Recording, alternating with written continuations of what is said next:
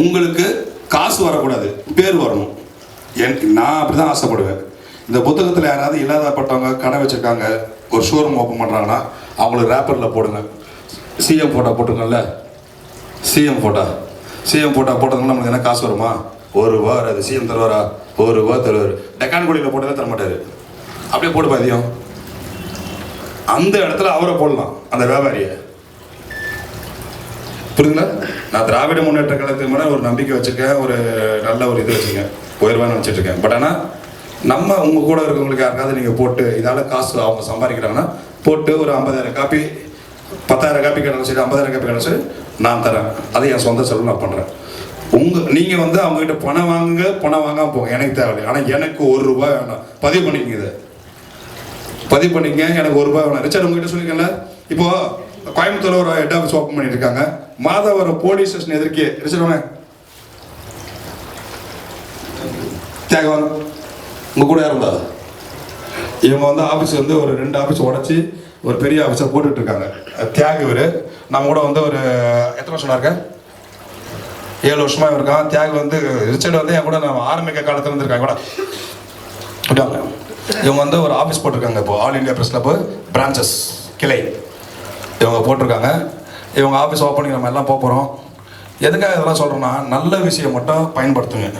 அப்புறம் இன்னொரு விஷயம் என்னென்னா, நவம்பர் 14 என்னோட பிறந்தநாள். நவம்பர் பிறந்தநாள் முன்னிட்டு ஏழை எளிய மக்களுக்கு நலத்திட்ட உதவி வழங்கும் விழா.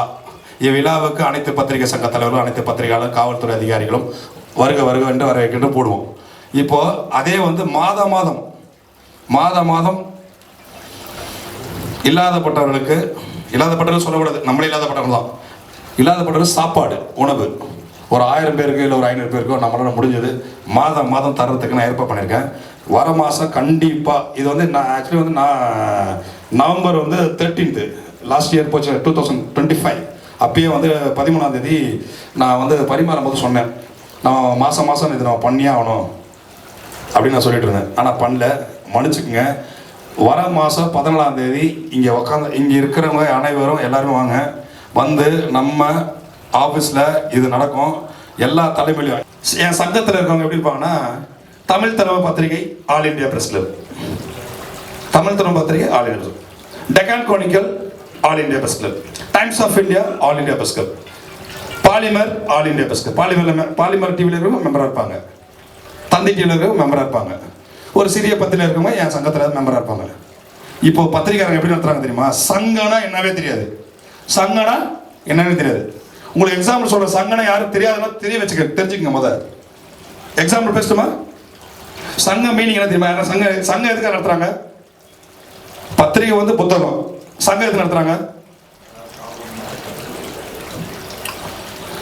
இப்போ எக்ஸாம்பிள் சொல்லணும்னா ஒன்றுமே, ஒரு மல்லிகை கடை இருக்கு. ஒரு மல்லிகை கடைக்கு ஒருத்தன் தாக்கிட்டான். மல்லிகை கடையில் வந்து ஒரு ரவுடி பையன் போய் தாக்கிட்டான், குடிச்சிட்டு போய் தாக்கிட்டான், மது அருந்திட்டு போய் தாக்கிட்டான். அந்த மல்லிகை கடைக்கு யார் வந்து சப்போர்ட் பண்ணுவா? காவல்துறையா? இல்லை அந்த மல்லிகை கடை அண்ணன் தம்பி அம்மா அப்பா அண்ணன் தம்பிங்க யாருன்னா அந்த வியாபாரி சங்கம் தான் நம்ம. புரியுதா? சில பேருக்கு அது தெரியாம சங்கத்தை வச்சுக்கிட்டு பூக்கடை பாலு, தேங்காய் கடை பாலு அப்படின்னு வச்சுக்கிறாங்க. கட்டுமா கடவா? அந்த மாதிரி ஒரு சங்கம் ஒன்று ஆரம்பிச்சு பூக்கடை பாலு பேர் தப்பா சொல்றேன், தெரியக்கூடாதுல்ல, நம்ம யாரும் தாக்குறது தெரியக்கூடாது. படிக்காத முண்டம் தான் வாட்ஸ்அப்ல போடும். அதை நான் வாட்ஸ்அப்ல போட்டு 9 கேஸை போடுவேன். அந்த டாக் DOG நாய் வாட்ஸ்அப்ல போடுவேன். அந்த நாயை நான் போட மாட்டேனா? நான் போட்டு இப்போ என்னை வந்து ரிமாண்ட் பண்றாங்கப்பா, டிஜிபி ஆஃபீஸ்லேயே கமிஷன் ஆஃபீஸ்ல வந்து ரிமாண்ட் பண்றாங்க. என்னை நோக்கி என்ன தாக்குறாங்கன்னா என்னை நோக்கி 4000 பேர் வருவாங்களா? வர மாட்டாங்களப்பா? வருவாங்க. எனக்கே தெரியும் வருவாங்களா. நான் இப்போ கூப்பிட்ட குரலுக்கு ஒரு 200 பேர் 300 பேர் வரீங்க. ஆக்சுவலாக அம்மருடைய அண்ணன் பற்றி ரொம்ப கேள்விப்பட்டிருக்கேன். ஒரு இதாக ப்ளஸில் மீடியாவில் சேரணும் அப்படின்னு ஒரு ஆசைப்படும் போது அப்போ தான் அவர் வந்து சொன்னாங்க, இந்த மாதிரி வந்து ஒரு அண்ணன் இருக்கார் பார்க்கணும். அவர் வந்து ஒரு ஃபஸ்ட்டே ஒரு மீட் பண்ணேன். ஆக்சுவலாக நம்மளுக்கு ஒரு எல்லாருக்குமே தெரிந்த மாதிரி ஒரு யார்கிட்ட போனாலும் சும்மா ஒரு தூரத்து பேசுகிற மாதிரி இருக்கும். ஆனால் அவர்கிட்ட பேசும்போது எடுத்தோடனே அவருடைய ஸ்பீச் ரொம்ப ஈஸியாக இருந்துச்சு. எல்லாரும் நிற்கிறா முடியும் அளவுக்கு இருந்தது. எங்கெங்கே தேடி அலைய வேணாம். நம்ம ஏதாவது ஒரு விஷயங்கள் தேவையான நடத்திக்கணும் அப்படின்னா ஒரு ஃபோன் பண்ணால் போதும், ஒரு கூட ஒரு பேசினா போதும் நடக்கும்னு இருந்துச்சு. ஒரு நல்ல நண்பர் சேர்ந்து பண்ண நினைக்கும் போது ரொம்ப சந்தோஷமாக இருக்குது. ரொம்ப நன்றி. உங்களை எல்லாரும் எனக்கு கூட எனக்கு இது பண்ணிக்கிறேன்.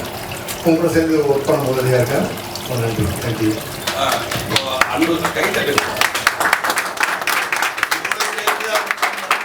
என்ன பண்ணோம்? லோக்கல் இன்ஸ்பெக்டர் கிட்ட கான்ஃபரன்ஸில் போட்டு எங்கள் ஆளுங்களாம் போயிருக்காங்க. ஒரு 20 பேர் போயிருக்காங்க. கிளாஸில் எந்த ரெஸ்பான்ஸும் பண்ணல. ஆப்போசிட்டு இப்போ பார்ட்டி வந்து திருமாவள கட்சி இருந்தாங்க.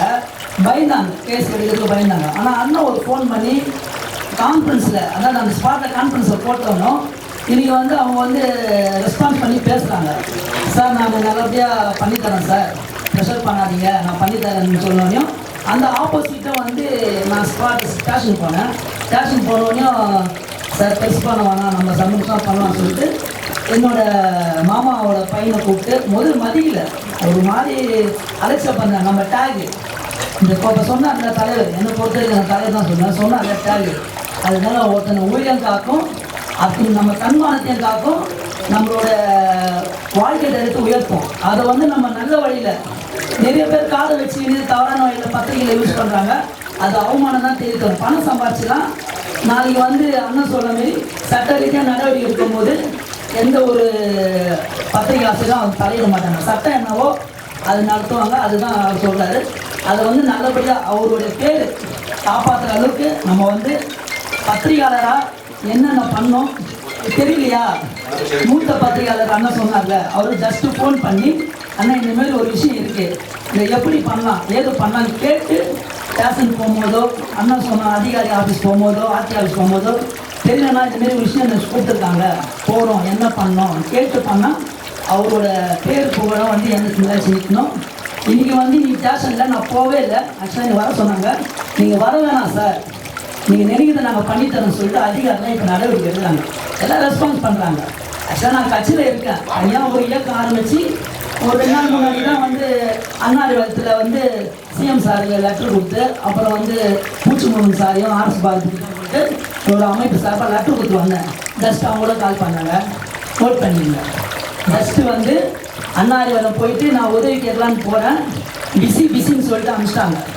ஆனால் இப்போ சொன்னார்ல அண்ணன் ஏதோ, ஆனால் ஹாஸ்பிட்டலில் மறுநாள் வந்து ஹாஸ்பிட்டலேருந்து ஒரு கால் பண்ணிட்டு சார் ஒரு மாதிரி எனக்கு தெரியல, இவங்க ஆக்சிடென்ட் ஆகிடுச்சு.